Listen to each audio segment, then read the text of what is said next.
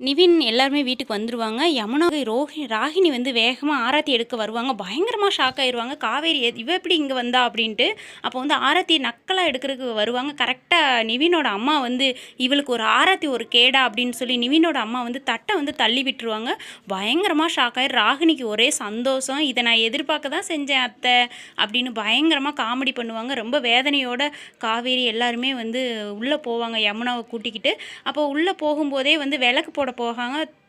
பற்ற வைக்க போவையில் வந்து அவங்க அத்தை வந்து வேகமாக இவ வந்து முறைப்படி இந்த வீட்டுக்கு வந்தாலும் இதெல்லாம் செய்கிறதுக்கு அப்படின்னு சொல்லி தட்டு தள்ளி விட்டு, இவளுக்கு இதெல்லாம் ஒரு கேடா, இவெல்லாம் எனக்கு ஒரு மருமகளா, இவளுடைய தகுதி என்ன, ஏன் தகுதி என்ன அப்படின்னு சொல்லி பயங்கரமாக திட்டுவாங்க.